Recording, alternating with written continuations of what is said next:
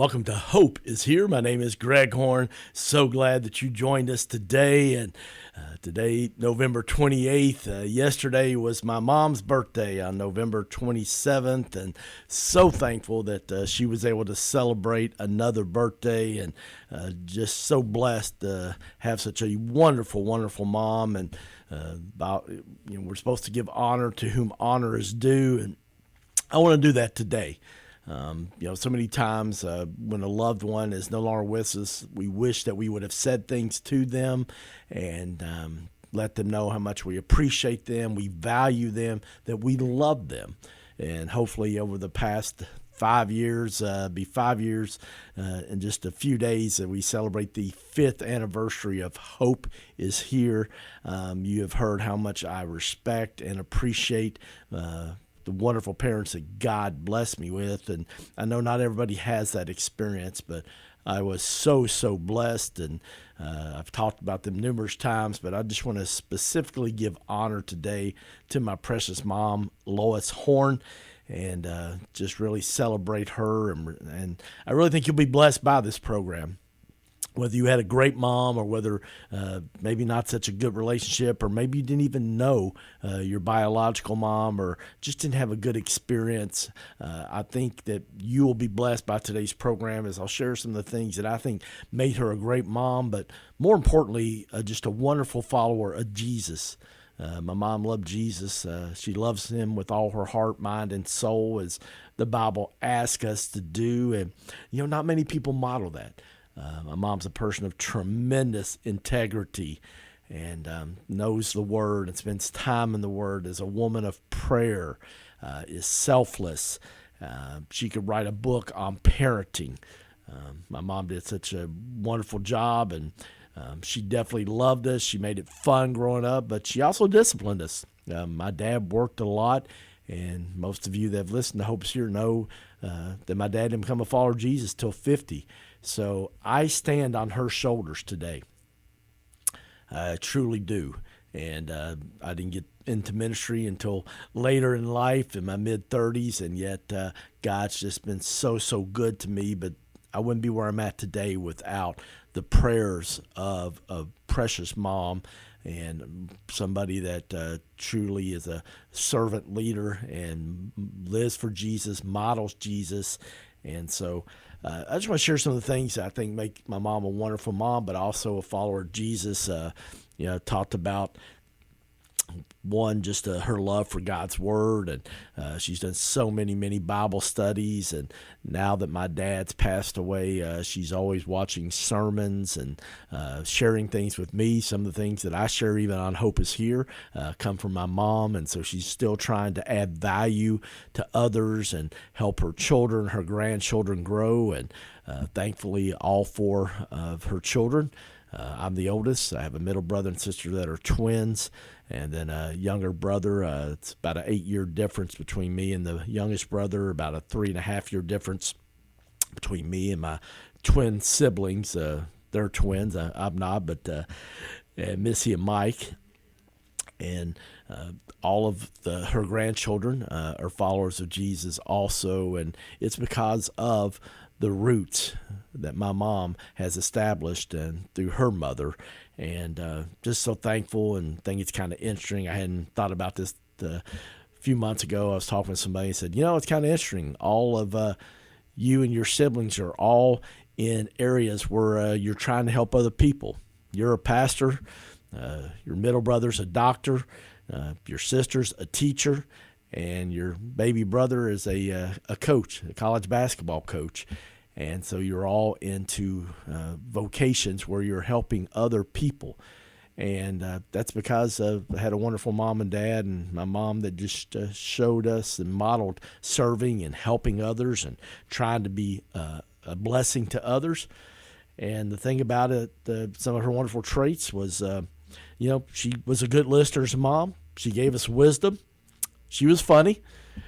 She was generous, very thoughtful, and she's beautiful on the outside. Looks great. No better than to give a woman's age, but if I said it, you would not believe that she is that age. And yet she's even more beautiful on the inside. And I'm just thankful for that. And and she was a disciplinarian. I think I shared that earlier, but she did. And I'm so thankful for that because the Bible says that God disciplines those that he loves. And unfortunately, I think we can agree that one of the biggest problems in our culture, not the only one, we've got lots, but one of the biggest challenges, at least that I've seen in the last 5 years, is just we don't have respect for authority. And my mom, she taught us to respect authority, and she had authority in our house, and my dad, and yet it wasn't overbearing. They disciplined out of love, and so I'm thankful for that, though, because discipline's good for us, friends. It does. It helps us make God-honoring decisions and to do the right thing when it's not popular. And, so I'm thankful that I had a mother that modeled that. But most of all, I'm thankful that she always pointed me towards Jesus. I can remember times in my life as an adult, and would call her about a situation, and she would listen and just ask for some wisdom. And most of the time, she would give me, some really good hands-on practical wisdom. But sometimes there were just a couple times just some overwhelming situations that just honestly didn't make sense. And I can just remember her saying very lovingly, "Son, I don't know what to tell you other than just to trust Jesus." Proverbs chapter 3, verse 5 and 6 says, "Trust in the Lord with all your heart and lean not on your own understanding, but in all your ways acknowledge God, and he will make your paths straight." Another thing I'm thankful for, my mom would be singing songs, singing hymns as I was a kid, and I can remember her singing "Trust and Obey, for there's no other way but to be happy in Jesus and to trust and obey." And she modeled that. She did trust Jesus, and she did obey Jesus. And, for the parents out there, the grandparents, the aunts and uncles out there, just I want you to know and remind you and encourage you and challenge you today that people are watching. Your children, your grandchildren, your neighbors, your coworkers. And it's not about trying to be perfect, friends. There was only one perfect one, and that was Jesus. But it's one of those things that we just need to know that our words matter, our actions matter, and that people are watching. And there's no better time for us as followers of Jesus to be a light in the darkness than right now. And speaking of that, something really, really cool coming up next week on Thursday and Friday night, December 8th and 9th from 5 to 8 p.m. and on Saturday from 10 to 4 at Gardenside Christian Church, where I pastor now. We're going to be having a "Oh Come, Let Us Adore Him," and we're going to have over 100 nativity sets set up, and just going to be able to give you a chance to kind of get your heart right and to focus on Jesus during this Christmas season. You can't spell Christmas without Christ, right? But let's be honest, most of our culture doesn't focus on that Christ, and more people just say happy holidays and things like that. And yet we want to, at Gardenside Christian Church, just to say, hey, we want to put the Christ in Christmas and get your hearts right. So I hope you'll come Thursday or Friday night from 5 to 8 p.m., located in Lexington, Kentucky, on Holly Springs Drive, easy to find off Alexandria Drive or Lane Allen Road. And I think you'll really be blessed. We'll have some Christmas music. Friday night, there'll actually be a Christmas concert, 7 to about a half-hour Christmas concert by Grace Time 7. And just a great chance to kind of get in the Christmas spirit. So I hope you'll do that. There'll be a 30-second marketing spot after this program that you can hear more details about it. But I hope you'll put that on your calendar next week on either December 8th and 9th from 5 to 8 p.m. at Gardenside Christian Church, or on Saturday morning from 10 a.m. to 4 p.m. Well, one of the things that, it's one thing to talk about faith, but it's another to live it out when it's hard and it's painful. And when my father passed away 6 years ago, 6.5 years ago, it'll be 7 years in March, so it's a little over 6.5 years now.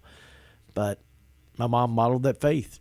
Did she miss my dad? Yes, they were married a little over 50 years, almost 52 years, I believe. And yet she grieved, but she didn't let it take her under. And she just said, Ed's in heaven. And I know that he wouldn't trade places with us, and I'm thankful that he didn't suffer. And I'm thankful for over 50 years of marriage. Some of them were really hard and tough, as all marriages are, but I'm thankful that he accepted Jesus at the age of almost 50, and the last 24 years of his life that he was a devout follower of Jesus Christ. And I'm thankful for many good memories, and thankful for the blessings the Lord provided us with, and children and grandchildren. And so, it's one thing to talk about faith and, hey, you should be a person of faith and you need to trust Jesus. But it's another when something happens and you lose your spouse, and kind of happen unexpectedly. I mean, we all know we're going to die. This is all temporary here on earth, but just the timing of it was totally unexpected. So, but I've just really admired over the past 6.5 years how my mom has modeled her faith, and she's used it after, a year of time to heal and kind of adjust to this new season of life. Over the past 5.5 years, so many people that she's taken out to lunch to just encourage them after they've lost their spouse, and just making ripples for Jesus. And I love that. And the thing about it was, with my dad not becoming a follower of Jesus to much later in life, my mom took 4 kids to church by herself. Only an 8-year difference between me and my baby brother. And so we were young. In Huntsville, Alabama, we lived. I'm a little bit over 3, and my twin siblings, under 5 years of age. My mom's taken 3 kids by herself, and twins, and yet she took us to church almost every Sunday, and did that by herself. And I'm just so thankful. You don't appreciate those things till you get older, but what a blessing it is. And she would sacrifice, having nice jewelry and clothes and things so that we could have clothes and, kind of stuff that was kind of popular with kids back then, because you know how vicious and mean kids can be if you don't have, quote unquote, some of the brand names. I can remember Izod was big back when I was in middle school and high school, and to be able to get a shirt or two with that little alligator on it.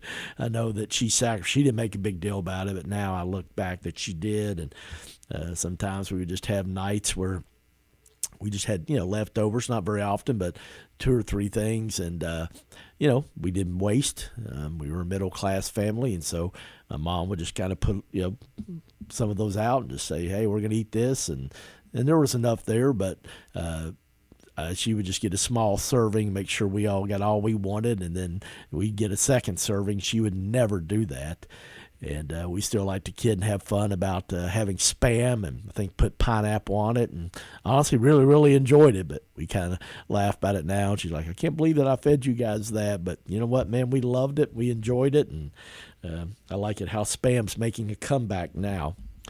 But my mom also used to have fun. I remember one time she got this scary mask that somebody gave me when I was in college, and just had a scary face, a big nose on it. She came around. I was laying on the couch one summer. I was home from college, and she came and pecked on the window. We had a kind of downstairs room that was halfway underground, and knocked on the window, and I looked up, and there she was in that scary face. And I don't mind telling you, it scared the daylights out of me, and she just started dying laughing. But the final thing I would say about my mom, I remember saying this Bible verse so many times when she'd come in to wake me up for school. She would quote Psalm 118, verse 24. This is the day the Lord has made. I shall rejoice and be glad in it. And I rejoice and I'm glad today because I had such a wonderful mom, and I'm so thankful she's still with us. Happy birthday, Mom. I love you.